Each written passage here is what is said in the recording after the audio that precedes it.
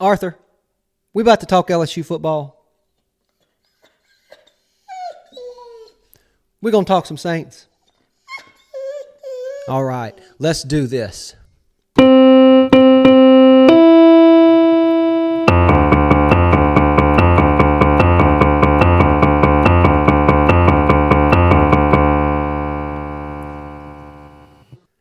What's up?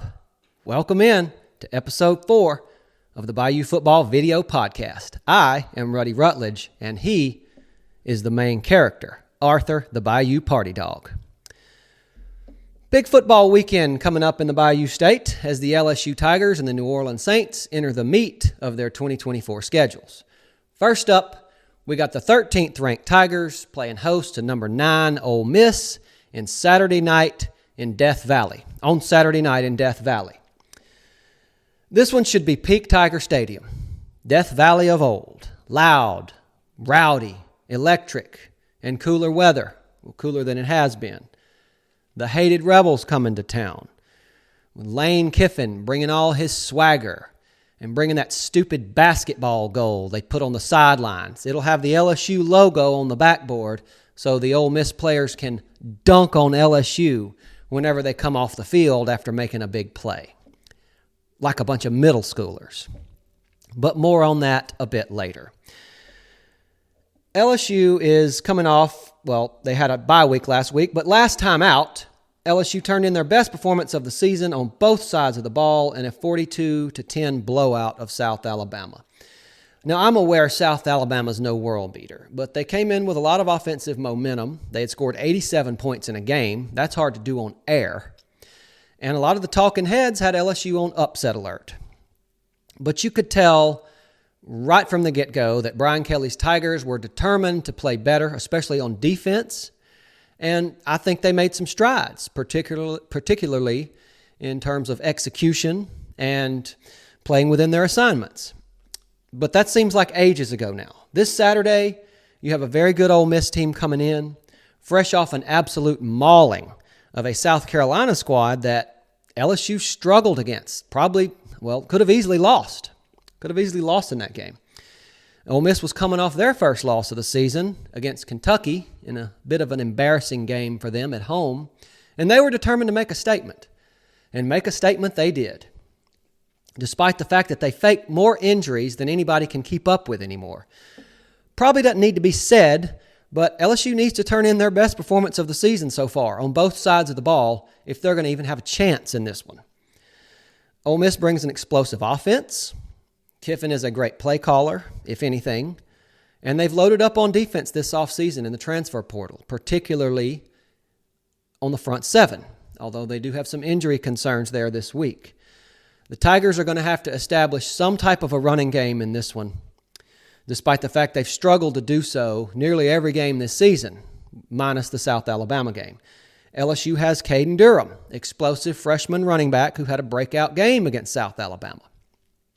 But in this one, it's that offensive line that's going to have to get gangster and smash people. They need to employ some roughhouse policies and procedures in this game. Will Campbell? You don't have to fly across the country to fight, you don't have to fist fight out in Vegas. You can do it right here Saturday night in Tiger Stadium against Ole Miss. That's figuratively, of course.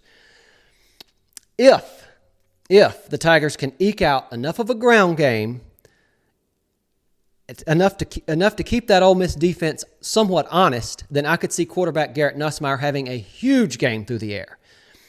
I don't think Ole Miss matches up well with LSU's wide receivers, Kyron Lacey, and that also includes tight end Mason Taylor, who's due for a big game on a big stage like this one.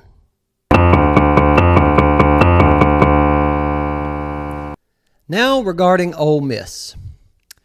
I have some thoughts on this team, this school, this institution of higher learning known as the University of Mississippi. Do any of y'all remember the LSU Ole Miss showdown of 2003? The SEC West was hanging in the balance of the outcome. One-loss LSU traveled to Oxford to clash with Eli Manning and the Rebs, who were unbeaten in SEC play. LSU won the game 17-14 after Eli tripped on his bottom lip and fell down on a crucial fourth down, curling up in a fetal position as the Tigers pulled out the win. Okay, some of that is true. The Tigers went on to win the national championship, and Ole Miss, because they finished with the same conference record, declared themselves SEC West co-champs and erected a huge banner in their stadium that I believe is still displayed today. I'll repeat that. LSU was the national champions, and Ole Miss declared themselves champions of LSU's division and put up a banner in their stadium. That's Ole Miss in a nutshell. That's why I think of them what I think of them. And what do I think of them? Well, I think of them what Trev Alberts thinks of them. You see, after that big game in 2003, then ESPN commentator Trev Alberts, who is now the athletic director at Texas 8-4, went on TV and called the Rebels out for what they are: runts. He said, "In every litter of pigs is a runt, and no matter how much you try to help that runt, it will still be a runt." Alberts then said, "Ole Miss will always be that runt." Whew. Couldn't have said it any better myself. That's Ole Miss. Runts. Haven't won a national title since 1960. Ain't going to win one anytime soon. Do they have a good squad this year? Yeah. They went all in with NIL. They got a great offense. They got a good play caller as a head coach. But for some reason, and this is my next big point, some people act like Lane Kiffin hung the moon. I've seen numerous Tiger fans online wishing Kiffin was LSU's coach, like he's some football wizard. My question to those folks is, what has he ever won? I'm sure he makes funny, witty social media posts. Ooh, oh yeah, Lane Kiffin slays on Twitter. He's so good. I wish he was our coach. Does he slay at championship winning football, winning championships? Does he slay at that? No. Fired from his first ever head coaching job in the NFL at the Raiders. Okay, very young at the time. Hired as head coach at Tennessee. Left after only a year when what he perceived was a bigger job, the USC job at the time, opened up. So just left the Vols high and dry after 1 year, but it was a solid year of him spewing BS to everyone in that state. At USC, guess what? Fired again. Probation for much of his tenure there, but not at the end, when USC's athletic director decided on the tarmac at the airport after another USC loss that he simply could not stomach the prospect of Lane Kiffin coaching his team any longer. So, Kiffin goes to Saban's coaching rehab program at Alabama for a few years as offensive coordinator, and there he benefits from some of the most talented offensive rosters the sport has ever seen, behind 2019 LSU, of course. Takes the Florida Atlantic job eventually. After just 2 years, jumps right back into the big leagues by taking the job at Oxford, and here we are. So again, I ask, what is Lane Kiffin won? Good team? Yeah. Could play with anybody on any given Saturday. But it's all the trash talk to the opposing coaches, childish social media nonsense, TikTok dance videos, players faking injuries. So often it's just become disgustingly abhorrent. And then fielding undisciplined teams like what we saw against Kentucky in their loss at home. I don't get it. This guy doesn't look serious. I mean, somebody help me out here. What has he won? Why is he so thought of so highly? Why is he thought of so highly? Has he won the Sugar Bowl? Sure, yeah. Sugar Bowls are not the end game in 2024, in the modern era, in the playoff era. That's not what you play for anymore. Nobody gives a flip about a Sugar Bowl unless it's part of the playoff. So while LSU will have a tough game Saturday, the Tigers may well lose. I look on that sideline and I see Lane Kiffin with his players dunking basketballs on a sideline goal a lowered one, by the way.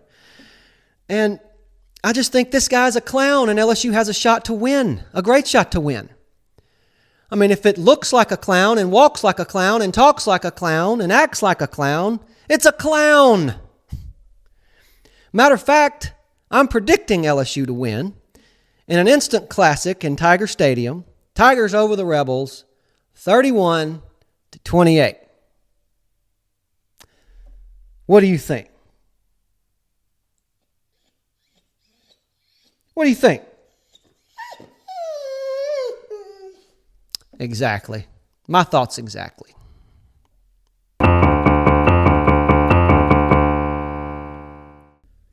Arthur had to take a break for this next segment. You see, he's got to drink room temperature light beer in order to fuel his creative juices. Has to do that throughout the day sometimes so he can continue to provide us with all his astute football takes. So, on to the New Orleans Saints. Well, it was a fun 2 weeks, wasn't it? I'll never forget it. It just seemed like a dream watching the Saints destroy the Carolina Panthers and then take that momentum into Jerry World and annihilate the Dallas Cowboys to begin the season. But it's safe to say the lipstick has worn off the pig. The Saints dropped their third straight game to the Kansas City Chiefs Monday night on the road.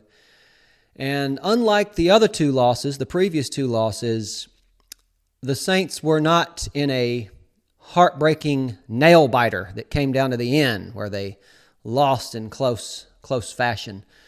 This was domination. Slow, steady, methodical domination by the Chiefs. Kansas City doubled up New Orleans in numerous ways. They doubled them up on the scoreboard, 26-13. They doubled them up in total yards, 460-220. New Orleans entered the game decimated with injuries, and that's a bad way to be heading into Arrowhead Stadium. You had multiple starters out on both sides of the ball. The offensive line was especially banged up. Starting center, out. Backup center, out. Guard, who can play center, out. So, and then you got Chris Jones on the other side, and that doesn't help for Kansas City, the dominant defensive lineman. So the Saints couldn't run the ball. Taysom Hill's absence compounded that issue. And when the season began, I think most people viewed Taysom as a gadget player.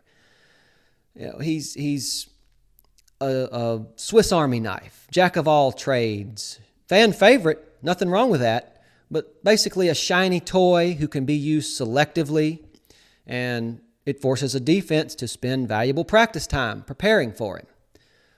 But this year, in this offense, under new coordinator Clint Kubiak, Taysom is an important cog. The Saints need him on the field every week, clearly. He is a great lead blocker for Alvin Kamara, and he's a tough short yardage runner when you need those tough yards. So his absence leaves a hole in this offense, especially with this offensive line like they are. And then you have Derek Carr. Okay, Derek Carr's not the kind of quarterback that's going to put a team on his back and carry them to the victory. But if the parts around Derek Carr are performing smoothly and efficiently, you can win games with him at quarterback. What you can't have, though, is for him to make costly, careless mistakes with the football, and that is exactly what he did on the game's opening drive. He threw an awful interception with the Saints driving, just threw it straight up into coverage. It looked like a high school quarterback in full-on panic mode, honestly. And you just can't have that. You can't have the leader of your team, the face of your franchise, who's pulling in $150 million, just throw it up against the defending Super Bowl champions in their backyard on Monday Night Football to start the game. The game was over when that happened. The Chiefs went right down and scored. The Saints had no shot after that. So, defensively, also not very good. Like I said, 500 yards given up. Offense couldn't stay on the field long enough to give them a break, but you still can't have that. Your front four fails to get pressure. Chase Young has been a huge disappointment. Now, yeah, the Saints defense tightened up when the Chiefs got into the red zone, or near the red zone area. They forced 4 field goals. Could have been a lot worse if they didn't. Would have been a lot worse. But, the Chiefs still moved the ball up and down the field all game. They utilized their tight ends. They moved the ball up and down the field with ease for most of the game. And then you throw on top of that the egregious pass interference penalties and non-penalties that always go the Chiefs' way. Game in and game out, every single game, it's like clockwork. And then you get games like this. You combine all those things, you get games like this. By the way, why did Dennis Allen dump Will Lutz for Blake Grupe at kicker last season? Why? Grupe is consistently inconsistent. He missed another extra point in this game. And I'm just going to check something real quick. Yeah. Nope. Grupe still hasn't been cut. So they're okay with this. So to sum it up, the Saints were dominated by a Chiefs team that looks like it's pretty much on autopilot right now. They're not playing particularly well from an execution standpoint, but they know exactly what they need to do to win games. And the Saints didn't even challenge them. You can't go into Arrowhead Stadium and put up 13 points and expect to even have a chance to beat the Chiefs. Moving on. Looking ahead to this week, the Saints host the Tampa Bay Buccaneers this Sunday in a game that many are saying is crucial to the season because it is. If the Saints drop this one, be their 4th straight, they go to 2-4 with 2 divisional losses already this early in the season. That makes for a really tough row to hoe as far as making the playoffs. And for Dennis Allen keeping his job. Now, Tampa Bay looks to me to be a pretty good football team. I know they lost their last time out in a very close game to Atlanta on Thursday night, but they're also coming in on 10 days rest. And on top of that, you have another massive injury now to Derek Carr with his oblique injury. And it looks like the Saints are going to start Spencer Rattler. Derek Carr's supposed to be out multiple games. So enter the rookie who will be starting his first game against Tampa Bay. Now, I understand the fan excitement behind this, but I am not exactly thrilled to see the guy who may be the future of this franchise being thrown to the wolves like this behind this decimated offensive line for a first ever game. This offensive line is literally bringing in guys off the street so they can field a team. Now, it looks like he's being set up for failure. And Dennis Allen, well, his britches are on fire right now, so to speak. And he's going to do anything within his power to win football games and put that fire out. It's just not an ideal situation for Rattler, but he does have experience dealing with terrible offensive line play last season at South Carolina, and he's a lot more mobile than Carr. So there's that. He's got experience playing with bad offensive lines. So New Orleans versus Tampa, Sunday at noon, and a huge game for the Saints. And just 4 days after that, the Saints will host the Denver Broncos and head coach Sean Payton in the Superdome on Thursday night. And I know the entire Saints fan base and anyone associated with this organization is going to want to get that W.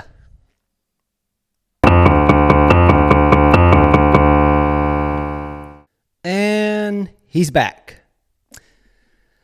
Before our final segment, I wanted to let viewers know the reason why Arthur is this show's co-host.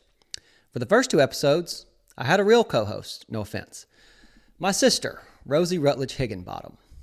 But even though she still writes for our website, bayoufootball.com, she no longer hosts this particular show.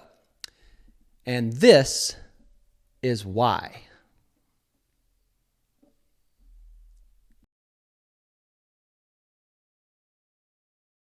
Maybe she should go see the Wizard of Oz. I'm out of here. Follow the yellow brick road, Rosie. You know you can do it with your cheap headphones. Cheap.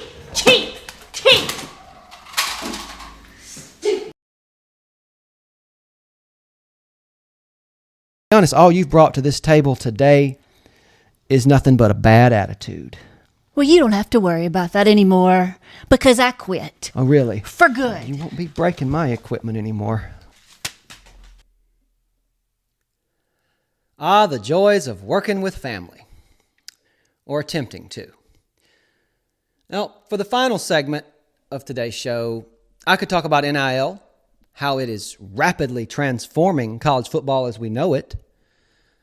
I could talk about all the upsets last Saturday. I could talk about Vanderbilt beating Alabama. I could talk about Bama fans going crazy afterwards because their coach wore a t-shirt to the game. I could talk about LSU's amazing recruiting class. I could talk about fall baseball. But I'm going to rant and rave instead about something that probably shouldn't get me upset, shouldn't get anybody upset, but I've reached a point where I just can't hold this in any longer. I'm speaking as a football fan here, not an LSU fan or a Saints fan, just a fan of the great game of football. And this latest Monday Night Football game between the Saints and the Chiefs, that was the final tipping point that has pushed me over this edge. I am sick of the Kelcies. Enough is enough is enough. It's too much. I don't have anything against them personally. I used to love their podcast, but it's at this point, it's overbearing, unbearable oversaturation. You can't watch a game for 30 seconds without seeing one of them. I tune into ESPN for the Monday Night Football pregame, and there's Jason Kelce out on the field screaming and yelling into the camera using his Christian Bale Batman gravel gargling voice. And then once the game starts, Travis is in literally every other commercial. That might be whether you're watching a game or just TV in general. And then when you get back to the game broadcast from the commercials, there's Taylor Swift pounding drinks with glitter all over her face as the Chiefs get all the calls down on the field. Got to get Tay-Tay back to the Super Bowl. Right, Goodell? I mean, for the Chiefs, karma is a loss in the playoffs or the Super Bowl. And before you Swifties tell me you need to calm down, just know that it's not just Jason and Travis and Taylor. Now it's Mama Kelce. Mama Kelce has entered the fray, and she is everywhere. She has a $6 million deal to star in a cooking show on Amazon. She's been on Entertainment Tonight, The Today Show, Good Morning America, The Price is Right, and now, ladies, you can look forward to seeing her in not one, but 2 Hallmark Christmas movies this season. But why? What is this? What is happening? I don't have anything against this lady. She's probably a nice lady, but she's done nothing to garner this level of fame and attention other than the fact that her son dates a famous pop star. Dates, not married to, dates in what is the most obviously fake, arranged relationship I have ever seen. Oh yeah, fake. F-A-K-E, all caps. Fake. Kelcies. I mean, are TV execs and producers just sitting around thinking up new and creative ways to get as many Kelcies in front of as many TV cameras as possible? Is that the goal? Because it looks like it's the goal. Enough. Give us a break. You can say this is a strange rant, and that's fair, but I know a lot of people are thinking the same thing, whether they want to admit to it or not. It's too much. It's just too much. But anyway, now that that's off my chest, feeling much better. And that wraps it up for today. Please like, subscribe, and follow. Until next time, I'm Ruddy Rutledge. On behalf of Arthur, the Bayou Party Dog, he is a real good boy. And this is some Bayou football.